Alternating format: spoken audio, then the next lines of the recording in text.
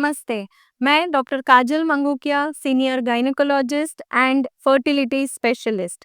आज हम आपके साथ एक बहुत ही इमोशनल और इम्पोर्टेंट क्वेश्चन का आंसर देने वाली हूँ कि जभी भी डोनर एग से बेबी कंसीव होता है, तो वह बेबी काफ़ी सारे महिलाओं का क्वेश्चन होता है कि क्या मैम यह बेबी मेरे जैसे दिखेगा?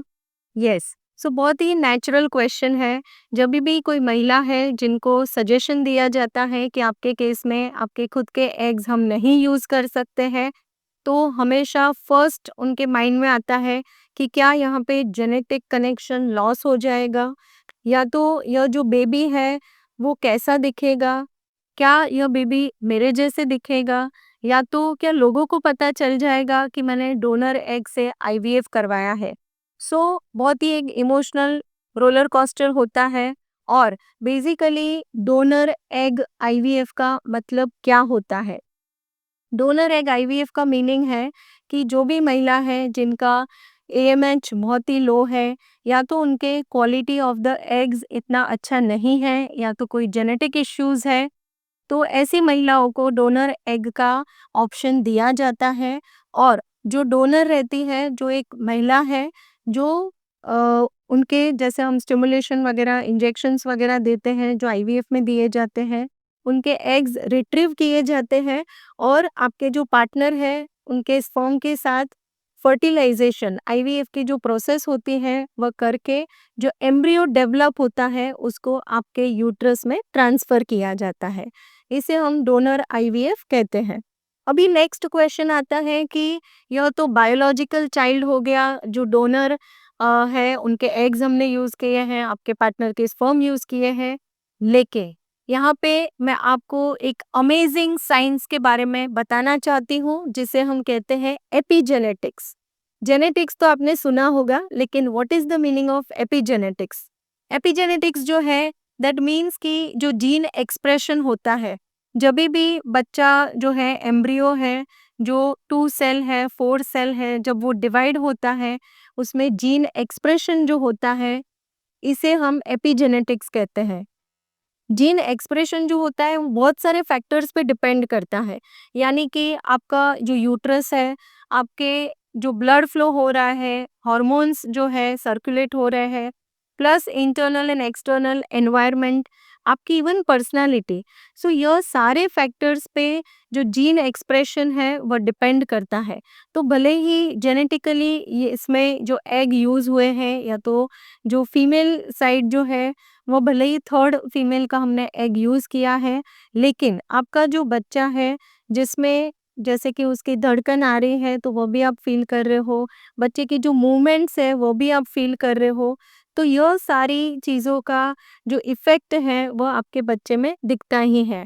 काफ़ी बार हमने देखा है कि जैसे इतने मेरे जो एक्सपीरियंस है मोर देन 17 इयर्स का, उसमें मैंने देखा है कि जब भी डोनर एग यूज़ होते हैं और वह जब बच्चा आप देखते हैं, तो जैसे काफ़ी मदर्स होते हैं बोलते हैं कि मैम मेरे जैसा ही दिख रहा है, या तो इसके जो पर्सनालिटी है, उसका जो टेस्ट डेवलपमेंट जो है, यह सारा मेरे ऊपर ही गया है। तो फ्रेंड्स, यहाँ पे कहीं न कहीं एपिजेनेटिक्स का बहुत बड़ा और इम्पोर्टेंट रोल होता है। अब हम बात करते हैं कि आपका बेबी आपके जैसा क्यों लग सकता है। जैसे मैंने बात की एपिजेनेटिक्स इन्फ्लुएंस, तो एपिजेनेटिक्स यानी कि मदर का जो यूट्रस है उसका एनवायरनमेंट, हार्मोनल लेवल्स जो होते हैं, प्लस ब्लड फ्लो वगैरह जो होता है, यह सारों की इफ़ेक्ट होती है बच्चे के डेवलपमेंट पे। दूसरा कि वूम का एनवायरनमेंट, आपका जो वूम है, यूट्रस है, उसके एनवायरनमेंट से भी बच्चे के ऊपर, बच्चे के जो जीन एक्सप्रेशन है उसके ऊपर काफ़ी बड़ा इम्पैक्ट होता है। इवन पेरेंटिंग, यानी कि हस्बैंड एंड वाइफ दोनों का जो नेचर होता है, उनके जो हैबिट्स होते हैं, उनका जो इमोशनल एस्पेक्ट होता है, यह सब का जेनेटिक एक्सप्रेशन पे बहुत गहरा असर होता है। यानी कि इसका मतलब है कि आपका जो बच्चा है वह आपके जैसा ऑब्वियसली दिख सकता है, उसके हैबिट्स भी आपके जैसे हो सकते हैं, क्योंकि कहीं न कहीं एपिजेनेटिक्स जो है, जो साइंस है, वो बहुत ही एडवांस है। और यहाँ पे हम समझ रहे हैं कि साइंस और रिसर्च, उनका भी कहना यही है कि यदि आपका डोनर एग से आईवीएफ ट्रीटमेंट हुआ है, तभी भी बच्चा आपके जैसा दिख सकता है। आपको डरने की या घबराने की ज़रूरत नहीं है। आपको इन केस ऑप्शन दिया है, आपके जो फर्टिलिटी स्पेशलिस्ट है, उन्होंने ऑप्शन दिया है कि आपको डोनर एग से ही आईवीएफ ट्रीटमेंट करने की ज़रूरत है।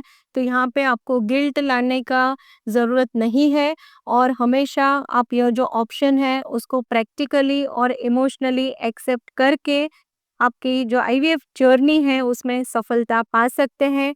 क्योंकि अंत में मैं इतना ही कहना चाहती हूँ कि माँ बनना जो है वो खाली जेनेटिकली ही डिसाइड नहीं होता है। It is a emotional journey, it is mother जो होती है वह जस्ट एक बच्चे को जीन्स दे दिए तभी उनका काम खत्म नहीं होता है। आपका जो पेरेंटिंग है, आपका जो बॉन्ड है बच्चे के साथ, इवन यह जो बच्चा है वो आपके यूट्रस में ग्रो कर रहा है, तो बच्चे की जो हार्ट बीट है, बच्चे की मूवमेंट्स है, यह सब भी आपने फ़ील किया है। तो 100% आपका जो बॉन्डिंग है, वह इमोशनल बॉन्डिंग होने के चांसेस बहुत ही ज़्यादा है, तो घबराना नहीं है। और आपको कोई भी कन्फ्यूज़न है इस टॉपिक के रिलेटेड, तो हमेशा आप कमेंट बॉक्स में भी लिख सकते हैं, ऑनलाइन कंसल्टेशन बुक करवा सकते हैं। और यदि आपको यह वीडियो पसंद आया है, तो आपके नियर डियर या जो भी कपल्स है जिनको ऐसी रिक्वायरमेंट है तो उनको भी शेयर कर सकते हैं। Thank you friends once again, तब तक के लिए अपना ख्याल रखें।